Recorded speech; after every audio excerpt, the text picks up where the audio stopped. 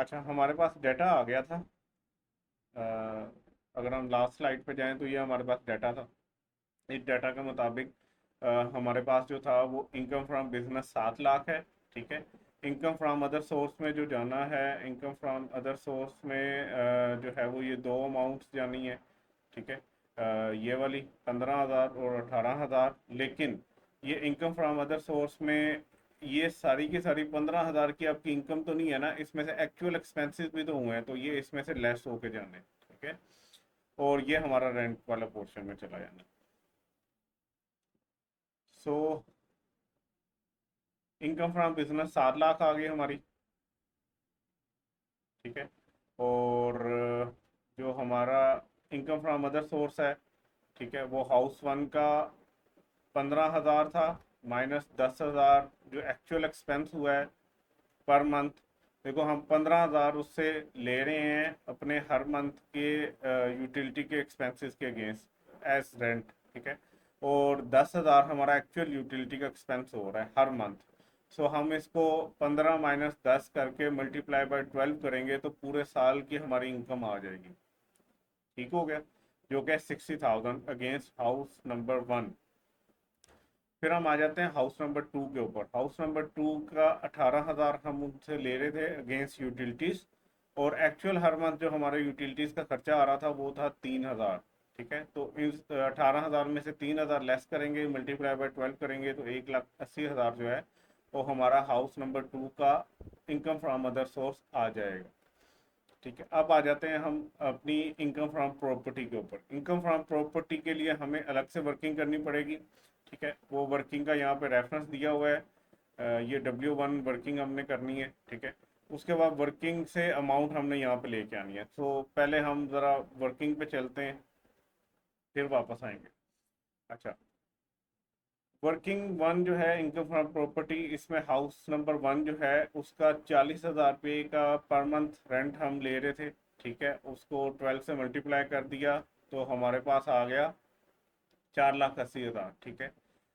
4,80,000 house number 1 से rental income आ रही है जो कि हमारे इनकम फ्रॉम प्रॉपर्टी में जानी है। हाउस नंबर 2 पे आते हैं तो इसका मंथली हम जो है वो 70,000 जो है वो ले रहे हैं रेंट, और 12 मंथ का रेंट है। तो 70,000 मल्टीप्लाई बाई 12 तो 8,40,000 हमारे पास हाउस नंबर 2 से रेंटल इनकम आ रही है। अच्छा, टोटल हमारे पास रेंटल इनकम आ रही है 13,20,000। ठीक है। अब इसमें से कुछ एडमिजिबल डिडक्शंस हैं, कुछ खर्चे वो हैं जो हमें अलाउ किए गए हैं, डिडक्ट करने की इजाज़त है, वो खर्चे लेस कर देते हैं। वो है रिपेयर एंड मेंटेनेंस। अच्छा, आपने इस क्वेश्चन में देखा होगा रिपेयर एंड मेंटेनेंस जो है वो बेसिकली बताया ही नहीं गया। ठीक है।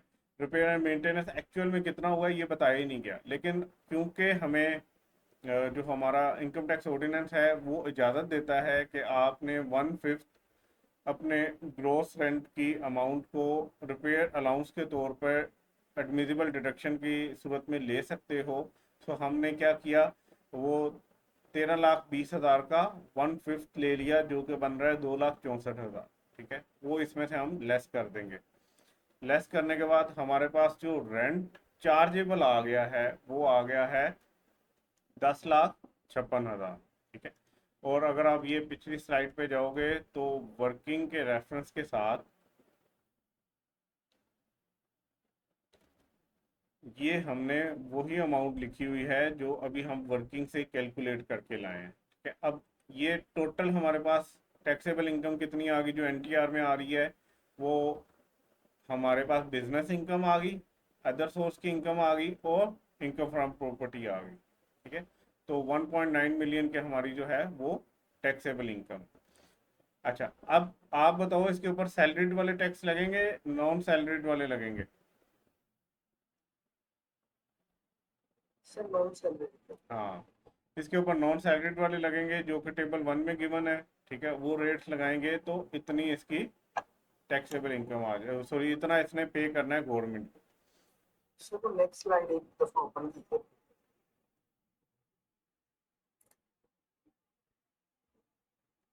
इसमें से कोई क्वेश्चन?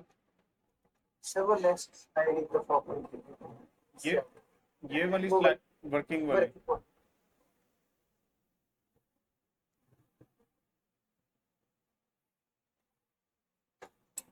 चलिए इसके अंदर अलाउंस वाला एक बार दोबारा। अच्छा, देखो इस क्वेश्चन के अंदर रिपेयर का खर्चा कितना हुआ है ये हमें नहीं बताया गया था, ठीक है। लेकिन हमें कानून इजाज़त देता है, मतलब हमारा इनकम टैक्स ऑर्डिनेंस है वो इजाज़त देता है कि आप अपने ग्रोस रेंट का 1/5 जो है वो रिपेयर अलाउंस के तौर पे लेस कर सकते हो अपनी रेंटल इनकम में से। सर वैसे ये जरूरी होता है लेस करना अगर ना भी दिया हो क्वेश्चन? यार देखो इसमें फायदा किसका हो रहा है, इसमें फायदा उसका हो रहा है जिसने टैक्स देना है। अगर वो ये लेस ना करता तो उसको कितने के ऊपर टैक्स देना था, 13,20,000 पे। लेकिन उसने जब इसको लेस किया तो अब उसको देना है 10,56,000 पे, तो उसकी वो इनकम कम होगी ना, तो उसको फायदा होगा, टैक्स कम देना पड़ेगा। सो जो भी इनकम फ्रॉम प्रॉपर्टी से रेंटल इनकम कमा रहा है वो लाजमी इसको लेस कर रहा होता है ताकि उसको फायदा हो। नहीं करेगा तो सर वो गवर्नमेंट को ज्यादा टैक्स देगा, ठीक है। तो जिस चीज की इजाजत है कानून में उसको तो फेवर लेना चाहिए ना, उतना तो आप ले सकते हो ना एडवांटेज जितनी वो इजाजत दे रहे हैं आप। सर वैसे अगर इस तरह का क्वेश्चन आ जाए तो लेस ही करें? हाँ, इसको लाजमी लेस करना है आपने, क्योंकि ये अलाउंस आपको अलाउ किया गया है ना,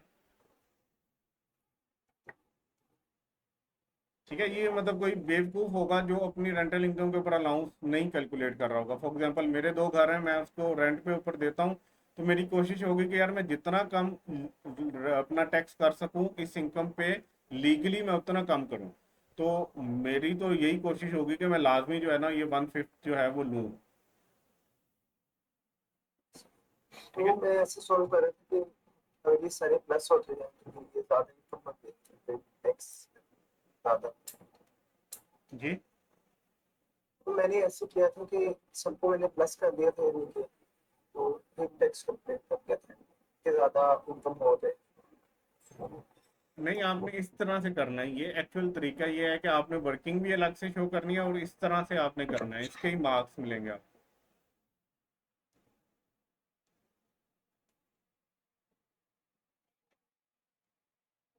ठीक हो गया मुबीन? जी। अच्छा, अब हम आ जाते हैं अ, अपने कुछ चीज़ों के ऊपर, ठीक है। एक नेक्स्ट पॉइंट ये है, हमारा इनकम टैक्स की वर्डिंग है वो कहती है कि आपने ना जो रेंट की अमाउंट लेनी है वो हमेशा लेनी है higher of actual and fair market rent. अच्छा, अब इसकी एग्जांपल ये है कि फॉर एग्जांपल आप अपने दोस्त को जो है वो रेंट पे घर देना चाह रहे हो, ठीक है। और आप कहते हो कि यार ये घर ना मार्केट में अगर मैं किसी को रेंट पे देता ना तो मैं 50,000 रुपया पर मंथ चार्ज करता उससे, क्योंकि ये वाला घर मार्केट में 50,000 रेंट के ऊपर चढ़ रहा है, ठीक है। तो 50,000 लोग रेंट चार्ज करते हैं इस घर का। लेकिन तुम मेरे बेस्ट फ्रेंड हो तो तुम्हें मैं ये 20,000 के रेंट के ऊपर दूंगा, हर मंथ तुमने मुझे 20,000 रुपये का रेंट देना है, ठीक है। अब होगा क्या अगर आप इस तरह करने लग जाओगे, तो एफबीआर जो हमारा टैक्स कलेक्शन वाला इदारा है उसको ये शक होता है कि यार ये जानबूझ के कम रेट दिखा रहा है ताकि इसको टैक्स ना देना पड़े या कम टैक्स देना पड़े, ठीक है। तो वो क्या कहते हैं, वो कहते हैं कि भाई आपने ऐसे नहीं करना कि आप एक्चुअल रेंट लो हमेशा, आपने पहले रेंट को कंपेयर करना है फेयर मार्केट रेंट के साथ कि मार्केट में क्या रेंट चल रहा है। जो हायर होगा उसके ऊपर आपने टैक्स देना है। जैसे पिछली एग्जांपल के ऊपर हमने 2 टैक्स देखे थे कि मंथली वो इतना रेंट चार्ज कर रहे हैं, अगर तो वो मार्केट वैल्यू से कम होते तो हम उनकी जगह मार्केट वैल्यू का रेंट लिखते, ठीक है। तो हमारा इनकम टैक्स ऑर्डिनेंस कहता है कि रेंट जो आपने ऐड करना है अपनी इनकम में वो हमेशा हायर करना है एक्चुअल और फेयर मार्केट वैल्यू में से जिसके ऊपर आप रेंट दे रहे हो, ठीक है, जिसके ऊपर आपने रेंट पे चढ़ाया है। ये बात क्लियर हुई? जी सर। अच्छा, इसकी भी एक छोटी सी एग्जांपल देख लेते हैं, ठीक है। Mister K is relative of mister O, mister O let house lets out a house to mister K, ठीक है, मिस्टर के रिलेटिव है मिस्टर ओ का, मिस्टर ओ क्या करता है, रेंट पे घर दे देता है मिस्टर के को, और कहता है सब्सिडाइज रेंट देना मुझे तुम। सब्सिडाइज का मतलब क्या है कि इसमें आपको फेवर दी जा रही है, 12,000 रेंट तुमने मुझे दिया करना है, ठीक है। होएवर rent prevailing in the market for the house of similar size is 20,000 per month. Market के अंदर इस तरह के घर का रेंट चल रहा है 20,000। आप कहते हो यार आप मेरे रिलेटिव हो, आपने मुझे देना है 12,000 पर मंथ, ठीक है। अब for the purpose of rent income under income from property, जब हमने रेंट की इनकम कैलकुलेट करनी है इनकम फ्रॉम प्रॉपर्टी वाले सोर्स में टैक्स देते हुए, तो हमने 20,000 को लेना है, ना कि 12,000 को, ठीक है। क्यों? क्योंकि हमने इन दोनों को कंपेयर करना है, एक्चुअल और फेयर मार्केट रेंट को कंपेयर करना है, और जो इनमें से हायर वैल्यू होगी उसको लेना है। क्लियर?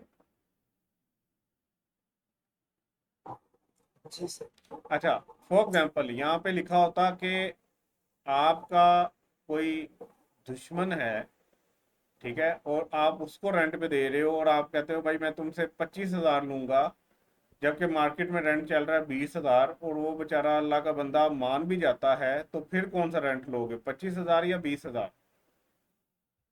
मार्केट में 20,000 है, आप 25,000 ले रहे हो एक्चुअल रेंट।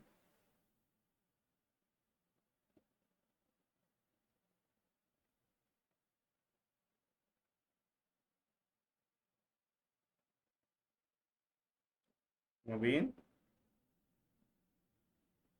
जी सर। मैंने कहा आप बताओ ना कि अगर इसी क्वेश्चन को हम जरा चेंज करें, और हम ये कहें कि आपने रेंट पे चढ़ाया है अपना घर, और रेंट ले रहे हो 25,000, जबकि फेयर मार्केट रेंट है 20,000, तो कैलकुलेशन जब मैं करूंगा तो मैं कौन सा रेंट लूंगा, 25,000 या 20,000? एक्चुअल 25,000 है, फेयर मार्केट रेंट जो है 20,000 है। 25,000 ही। हाँ, 25,000 लेंगे, जो हायर होगी हमने वो लेना है, चाहे वो एक्चुअल रेंट हायर हो या फेयर मार्केट रेंट हायर हो, ठीक है। अब आ जाते हैं कि कुछ डिडक्शंस हैं जो अलाउ होती हैं आपको। डिडक्शन करने के लिए इजाज़त दी गई है कि जब आप income chargeable to head under income from property उसमें इनकम कैलकुलेट कर रहे हो, तो उसमें से कुछ खर्चे लेस करने की इजाज़त होती है। जैसे कि हमने पिछली एक आधी एग्जांपल में देखा कि हम रिपेयर अलाउंस लेस कर रहे होते हैं, ठीक है, हम प्रॉपर्टी टैक्स लेस कर रहे होते हैं। तो वो कौन से खर्चे हैं? अब हम इनकम टैक्स की वर्डिंग पढ़ने लगे हैं कि वो कानून क्या कहता है, ठीक है। वो कहता है फॉलोइंग डिडक्शंस आर अलाउड। पहली डिडक्शन जो आपको इजाज़त है वो है in respect of repair to a building and allowance equal to 1/5 of the rent chargeable to tax. ठीक हो गया कि अगर रिपेयर की मद में आपने कुछ इसमें से डिडक्ट करना है, तो आप अलाउंस इसमें से लेस कर सकते हो, जो कि बराबर होगा 1/5 of the rent chargeable to tax. ठीक हो गया। अच्छा, अब ये कुछ नोट हैं, ये कर लेते हैं। Repair allowance will not be allowed in case where only open plot is given on rent. ठीक है, आपने अभी पीछे क्वेश्चन पूछा था कि अगर सवाल में नहीं बताया गया कि रिपेयर कोई किया है तो क्या हम हर दफ़ा 1/5 निकालेंगे, तो उसका आंसर ये है कि घर की सूरत में तो निकालोगे, लेकिन अगर ओपन प्लॉट है तो उस पर रिपेयर क्या करोगे आप, ठीक है। उस पर तो रिपेयर मेंटेनेंस होती नहीं है, घर की तो रिपेयर मेंटेनेंस होती है, आपने पेंट करवा लिया कहीं से, दरवाज़ा टूटा है उसको ठीक करवा लिया, तो वहाँ पे तो इजाज़त है। लेकिन जब ओपन प्लॉट होगा तो उसमें से 1/5 जो है ना, वो आप नहीं कर सकते लेस। ठीक हो गया। जी सर। नेक्स्ट है repair allowance will not be allowed in case where forfeited deposit is received in case of open plot. आपको याद होगा फोरफिटेड डिपॉजिट को भी हम अपने इनकम फ्रॉम प्रॉपर्टी में ऐड करते थे, याद है? नहीं सर। अच्छा, उसके ऊपर भी ये 20% नहीं कैलकुलेट करना, या ये 1/5 जो है उसके ऊपर भी कैलकुलेट नहीं करना। फोरफिटेड डिपॉजिट की तो कोई रिपेयर मेंटेनेंस होती नहीं है ना, तो उसके लिए अलाउंस की भी इजाज़त नहीं है, वो तो आपकी एक इनकम बन गई। आपको किसी ने डिपॉजिट दिया था कि भाई आपसे हम खरीदने जा रहे हैं ये प्रॉपर्टी, से ओपन प्लॉट है या लैंड है वो खरीदने जा रहे हैं, बाद में वो मुकर गया, तो वो आपने अपनी इनकम में शामिल कर लिया। अब उसका 20% निकाल के वो भी उसमें से लेस नहीं करना, क्यों? क्योंकि वो तो कोई प्रॉपर्टी है ही नहीं, वो तो आपकी एक इनकम बन गई है फोरफिटेड डिपॉजिट की सूरत में। तो फोरफिटेड डिपॉजिट चाहे ओपन प्लॉट का हो या लैंड का हो, आपने क्या करना है, उसके ऊपर रिपेयर मेंटेनेंस जो है अलाउंस, वो नहीं उसमें से लेस करना। ठीक है। एक और नोट है, repair allowance is will be allowed in case where forfeited deposit receive in case of contract for sale of house और बिल्डिंग। लेकिन कानून आपको यहाँ पे इजाजत देता है कि अगर आपने फोरफिटेड डिपॉजिट किया है sale of house and building, तो हाउस बिल्डिंग का रिपेयर होता है तो वो इसमें से लेस कर लो। ओपन प्लॉट या लैंड की सूरत में नहीं कर सकते, हाउस और बिल्डिंग की सूरत में फोरफिटेड डिपॉजिट के ऊपर भी आप 20% कह लो या 1/5, मैं यहाँ 20% 1/5 को ही कह रहा होता हूँ, तो इससे कंफ्यूज नहीं होना। ठीक है? वो इसमें से लेस कर सकते हो। क्लियर मुबीन? फिर ये लिखा हो कि repair allowance will be allowed, तो वो लेस करना वो कहते हैं, देखो हमने अभी सीखा क्या कि जब हम इनकम फ्रॉम प्रॉपर्टी कैलकुलेट करते हैं, चाहे वो रेंट की सूरत में हो चाहे वो फोरफिटेड डिपॉजिट की सूरत में हो, उसमें से कोई डिडक्शंस हम लेस कर रहे होते हैं। ठीक है। वो जो डिडक्शन हम लेस कर रहे होते हैं उनमें से एक डिडक्शन जो ए पॉइंट है वो है कि रिपेयर अलाउंस आपको मिलता है जो कि 1/5 ऑफ रेंट होता है, वो आप उसमें से लेस कर सकते हो। अब उसकी क्लियरेंस के लिए ये मैंने 3 नोट नीचे बनाए हुए हैं। नंबर 1 क्या है कि repair allowance will not be allowed in case only open plot it is given on rent. अगर आपने ओपन प्लॉट दिया हुआ है तो उसमें से उसका जो रेंट आ रहा है उसमें से 20% उसका नहीं निकालना। ठीक है। फिर मैंने दूसरा कहा कि रिपेयर अलाउंस जब फोरफिटेड डिपॉजिट हो, आपकी इनकम बन गया हो, उसका 20% या 1/5 नहीं निकालना अगर वो फोरफिटेड डिपॉजिट रिसीव हुआ है ओपन प्लॉट या लैंड की सूरत में। और फिर मैंने आपको कहा कि फोरफिटेड डिपॉजिट अगर सेल ऑफ बिल्डिंग या हाउस की सूरत में आपके पास आया था और अब वो आपकी इनकम बन गया है, तो उस सूरत में आप ले सकते हो रिपेयर अलाउंस, यानी उसका 1/5 आप उसमें से लेस कर सकते हो। सर। इसकी तो समझ आ गई, ये जो पॉइंट लिखे हुए, मैं ये बेसिक पूछ रहा हूँ कि यहाँ पर कैसे लिखा हुआ है repair allowance will be allowed, तो ये लेस होगा ना? हाँ, मतलब ये लिखा हुआ है कि रिपेयर अलाउंस लेस करने की इजाजत है, मतलब repair allowance will be allowed, allow होगा आपको कि आप रिपेयर अलाउंस को लेस कर लो अपनी इनकम में से, इनकम फ्रॉम प्रॉपर्टी में से। और जहाँ पर लिखा हो कि repair allowance will not be allowed, तो वो लेस नहीं हो। हाँ, वहाँ पे इजाजत नहीं, अलाउड का मतलब इजाजत है ना, तो विल नॉट बी अलाउ, आपको इजाजत नहीं दी जाएगी कि आप उसको लेस करो।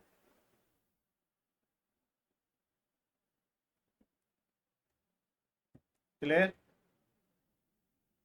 जी। अच्छा, अब ना इस ये नोट को क्लियर करने के लिए ना मैं आपको थोड़ा सा डाटा देता हूँ। आप के पास रजिस्टर्ड है ना, तो उसके ऊपर लिखो। ठीक है।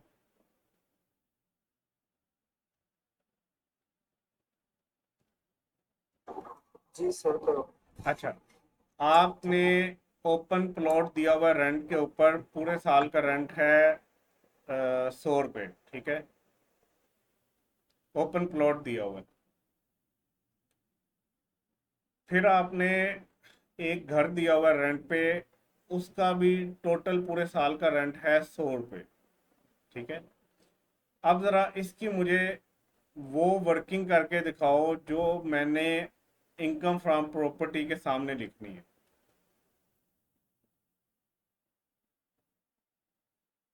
सर एक तो लैंड या ओपन प्लॉट रेंट पे दिया है, जी, और दूसरा घर रेंट पे घर दिया। दिए। दोनों का रेंट पूरे साल का मैंने बताया, पर मंथ नहीं बताया, पूरे साल का बताया, 100 100 रुपये उसका रेंट है। सर रिक्वायर्ड क्या है इसको? रिक्वायर्ड ये है कि मुझे आपने बताना है कि इनकम फ्रॉम प्रॉपर्टी जिसके ऊपर टैक्स कैलकुलेट करेंगे वो कितनी है, मतलब एनटीआर की टैक्सेबल इनकम कितनी है, जिसके ऊपर मैंने रेट लगाना है।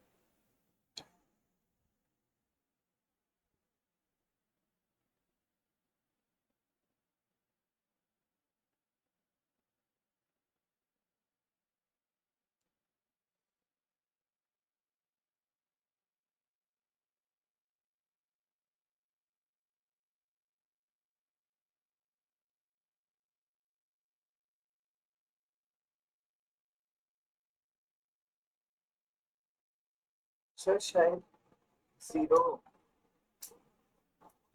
अच्छा नहीं, टैक्सेबल कैसे जीरो हो गई? टैक्सेबल अमाउंट तो आएगी ना, उसके ऊपर रेट नहीं लगेगा, टैक्स नहीं निकलेगा, वो अलग सर बात इसके है। अंदर पहली कंडीशन तो ये है कि रेंट दिए लैंड या ओपन प्लॉट का 100, क्योंकि वो हम्म। तो अलाउड। वो आपकी इनकम में चला जाएगा, ठीक है। सौ जी। रुपया आपकी इनकम होगी। फिर आ गया रेंट, आपके घर का 100 रुपया, वो भी आपकी इनकम है, 200 आपकी इनकम होगी। अब आता है कि इसमें से खर्चे कौन से लेस करने हैं। तो खर्चा कौन सा लेस हो सकता है? रिपेयर अलाउंस का। तो मैं आपसे ये सुनना चाह रहा हूँ कि रिपेयर अलाउंस कितने से लेस करोगे?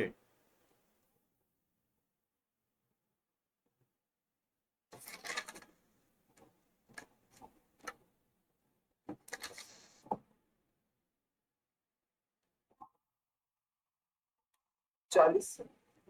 यही मैं सुनना चाह रहा था, 40 से नहीं करोगे, क्योंकि नोट नंबर 1 पढ़ो। सर ये तो बताएंगे कि अब ये देखिए ये जो रिपेयर अलाउंस है वो तो समझिए लेस हो गया।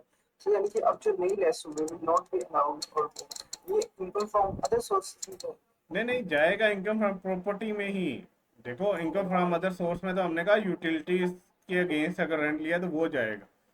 ये तो खर्चा लेस करने की बात हो रही है ना, कि जब हम वर्किंग कर रहे हैं इनकम फ्रॉम प्रॉपर्टी की, तो उसमें हमारी इनकम क्या आई? 100 रुपया आया फ्रॉम ओपन प्लॉट, 100 रुपया आया फ्रॉम बिल्डिंग, तो 200 की इनकम होगी। उसमें से डिडक्शंस जब लेस करनी है, तो डिडक्शन मेरे पास क्या है? Repair allowance.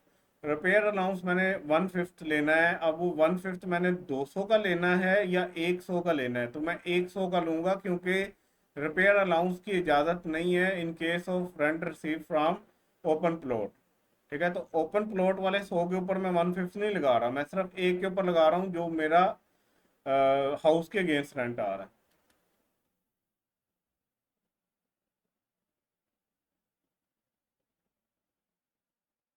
नहीं समझ आई? अच्छा ये वो मैं पहले कुछ समझ रहा था अभी कि ये जो रिपेयर है ये एक्सपेंडिचर रिपेयर है उसके ऊपर। ये रिपेयर बेसिकली एक डिडक्शन है, जो रिपेयर अलाउंस एक डिडक्शन है जो आप लेस कर देते हो। अभी हम पढ़ क्या रहे हैं? ये ऊपर हेडिंग पढ़ो। हम डिडक्शंस पढ़ रहे हैं जो कि हम जो है ना, income chargeable to income from property आ रही होती है ना, उसमें से लेस करने की इजाज़त है। तो ए पॉइंट क्या था? In respect of repair to a building and allowance equal to 1/5 of the rent chargeable to tax. मतलब अगर हम बिल्डिंग से कोई रेंट ले रहे हैं ना, बिल्डिंग, ये बिल्डिंग का वर्ड है, तो उसके ऊपर हमें रिपेयर अलाउंस मिलता है 1/5। इसका मतलब यह है कि बिल्डिंग ओपन प्लॉट तो नहीं होती, ओपन प्लॉट के ऊपर हमें ये नहीं मिलना।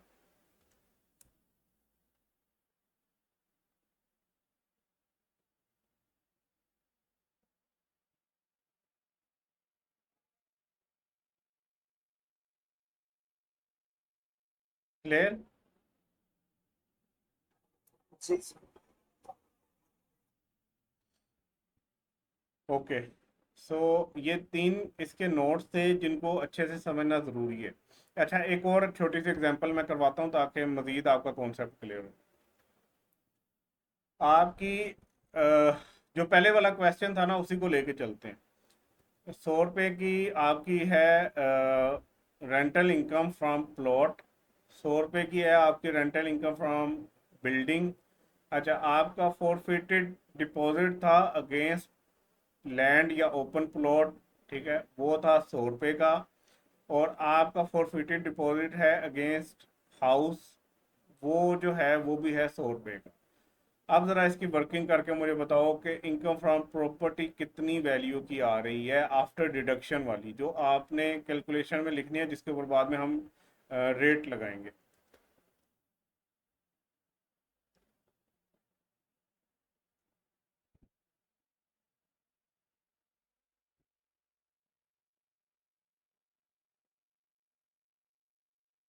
सर वो फर्स्ट वैल्यू क्या बताई थी? जी, वो फर्स्ट वैल्यू क्या बताई थी आपने एक बार? देखो दोबारा से सुन लो। इनकम फ्रॉम प्लॉट या लैंड आपकी आ रही है 100 rupees. Income from house, rent of house जो है वो भी 100 रुपीज़ आ रही है।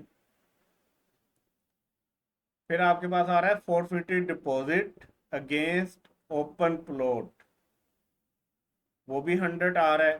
फिर आ रहा है फोरफिटेड डिपॉजिट अगेंस्ट हाउस, वो भी 100 आ रहा है।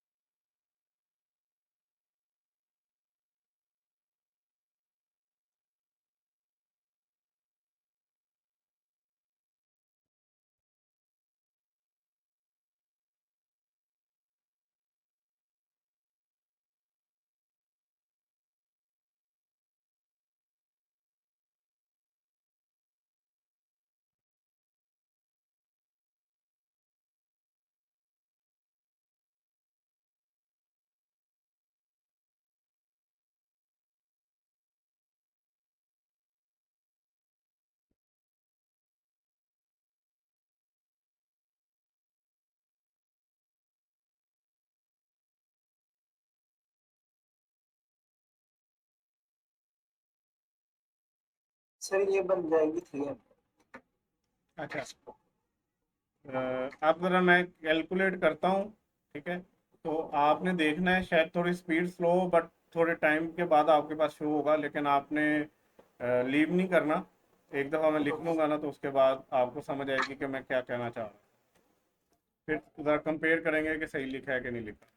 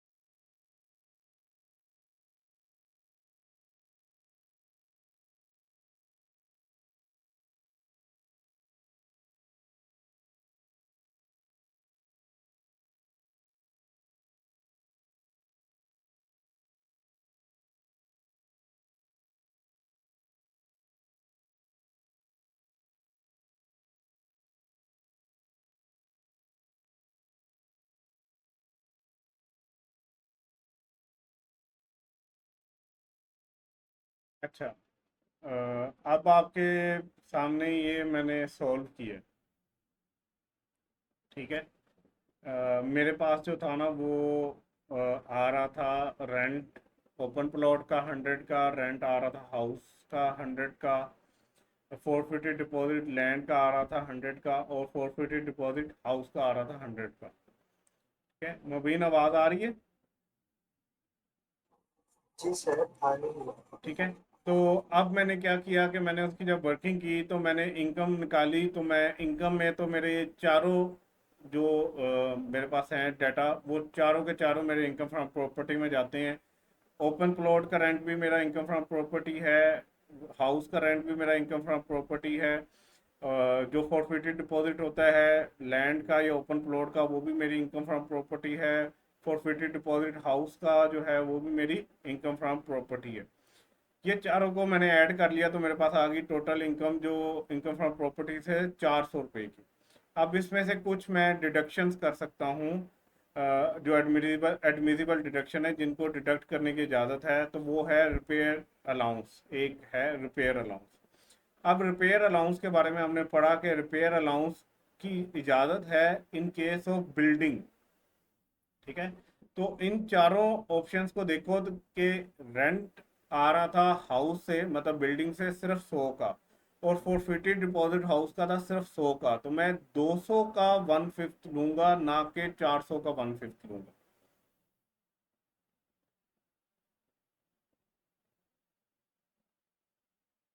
आई थिंक ये 40 आता है, कितना आता है जरा, 200 का 1/5 लेना।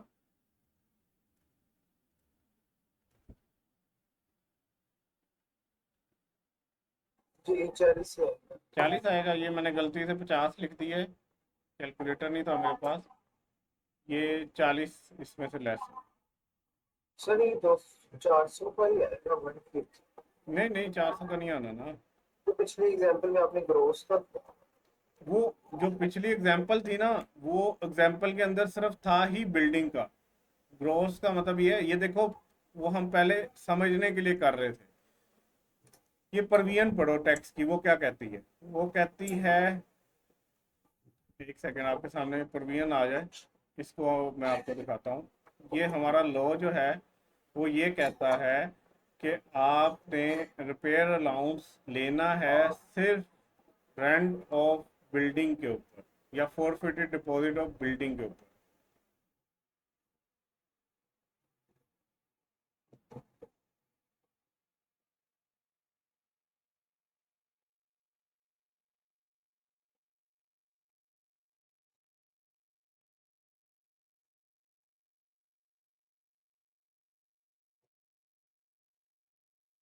वीडियो रुक गई है आई थिंक, पता नहीं आवाज़ आपको आ रही है कि नहीं आ रही। ये आपके सामने आ गई है, इसको ज़रा पढ़ो एक दफ़ा, पॉइंट ए को।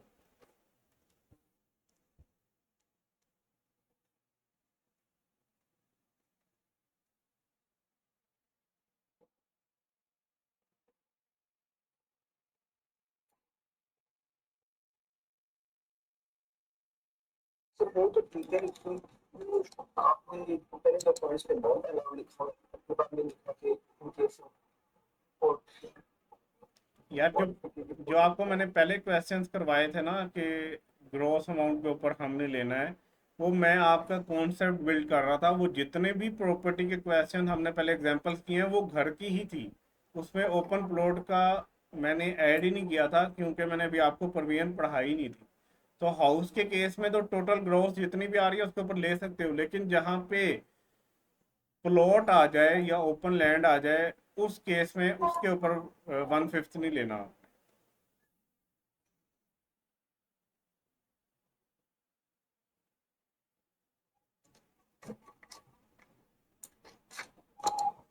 ठीक है। सर इसका नहीं पता, जी, इसका नहीं पता लग चलता। नहीं समझ आ रही? सर ये तो आप, ये जो टेबल में लिखा हुआ है इस बॉक्स के अंदर ये लिखा हुआ है clear allowance will not be allowed, यानी कि in case of plot is given on rent. Hmm. तो उसने प्लॉट भी रेंट पे दिया हुआ तो उसके भी इसको और फिजिकली खोल देता है 100, तो ये कैसे होगा? मैं ठीक एक है। सेकंड ठहरो, एक सेकंड मैं दोबारा बताता हूँ। आपकी इनकम फ्रॉम प्रॉपर्टी में ना कुछ चीज़ें आती थी जो हमने स्टार्ट वाले लेक्चर में पढ़ी थी। हमने कहा था कि number one, income from property में आपका रेंट आएगा जो कि आपने दिया होगा, घर अपना किराए पे, या ओपन प्लॉट आपने किराए पे दिया हुआ, या कोई फ्लैट दिया हुआ, मतलब बिल्डिंग या ओपन लैंड, इन दोनों के अगेंस्ट जो है आपको जो रेंट मिल रहा होता है वो आपका इनकम फ्रॉम प्रॉपर्टी में आएगा। यहाँ तक एग्री हो? जी सर, ये तो ठीक है। अच्छा, अब वो एक यहाँ पे भी एक प्रोविजन है कि वो जो आपने घर या बिल्डिंग या ओपन प्लॉट जो रेंट पे दिया हुआ है, वो भी जो आपने टैक्स करवाना है वो हायर ऑफ फेयर वैल्यू या एक्चुअल रेंट जो हायर होगा उसके ऊपर करवाना है। यहाँ तक भी क्लियर है? जी अच्छा, फिर हमने कहा जो फॉरफिटेड डिपॉजिट होता है ना, वो भी आपकी एक किस्म की समझी जाती है कि इनकम फ्रॉम प्रॉपर्टी है, तो वो रेंट की तरह उसको भी, फॉरफिटेड डिपॉजिट को भी आप ऐड करोगे अपनी इनकम फ्रॉम प्रॉपर्टी में। यहाँ तक भी क्लियर है? जी, फॉर फिफ्टी डिपॉजिट तो इनकम फ्रॉम अदर सोर्स नहीं आएगा। नहीं नहीं नहीं नहीं नहीं, जरा स्टार्ट से रिवाइज करवाना पड़ेगा। कुछ स्लाइड पीछे जाते हैं।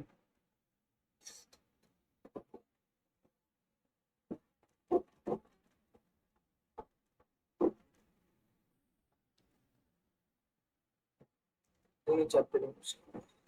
जरा अपने नोट्स हैं तुम्हारे पास, नोट्स खोलते हो? जी नोट्स में देखो ना जरा।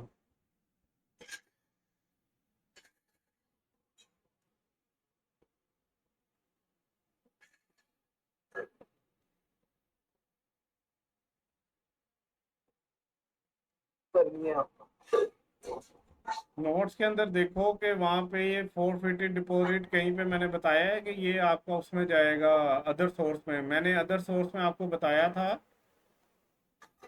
अदर सोर्स में सिर्फ वो इनकम जाएगी जो आपकी जो है वो building plus plant and machinery से रेंट आ रहा है वो जाएगा।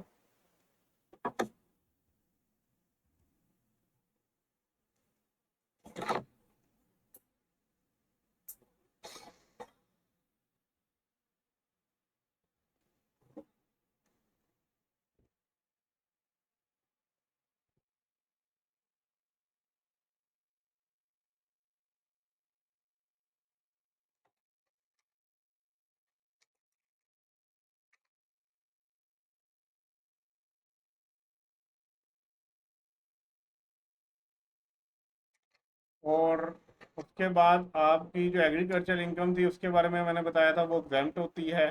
ठीक है। जी फिर मैंने आपको बताया था जहाँ पे building together with plant and machinery rent पे दोगे तो वो कहाँ जाएगा, पूरे का पूरा अदर सोर्स में चला जाएगा। यस ठीक है। फिर मैंने कहा था जहाँ पे आपने हाउस या बिल्डिंग दी हुई है रेंट पे और उसके अंदर इंक्लूड किया हुआ है कि कुछ यूटिलिटीज या अमेनिटीज जो हैं वो भी उसके अगेंस्ट भी आप पैसे ले रहे हो, तो जो पैसे आप यूटिलिटीज या अमेनिटीज के अगेंस्ट ले रहे हो वो जाएगा इनकम फ्रॉम अदर सोर्स में, और जो बिल्डिंग के अगेंस्ट ले रहे हो वो जाएगा इनकम फ्रॉम प्रॉपर्टी में।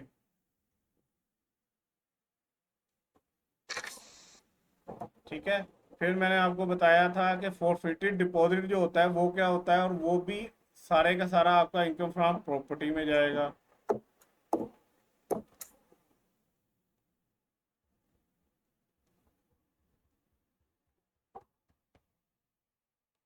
अच्छा चलो कल यहाँ, हाँ हाँ पूछो। ये आपने वो पॉइंट्स लिखवाए थे रेंट के, ये रेंट के अंदर इंक्लूड क्या होगा? एक तो लैंड और बिल्डिंग होगा, वो भी किया होगा। जी जी open plot of land rented out, ये जी भी आपने करवाया था। और एक land rented along with building. जी जी। सर इसको वहाँ से तो फिर पूरा नहीं आता है, अगर इस कंडीशन इस हिसाब से क्या होगा? इस हिसाब से तो सारे ऐड होंगे तो 400 में से 100 निकल जाएगा, नहीं नहीं नहीं नहीं नहीं नहीं फिर नहीं नहीं नहीं 300 का 150। नहीं नहीं नहीं नहीं नहीं नहीं।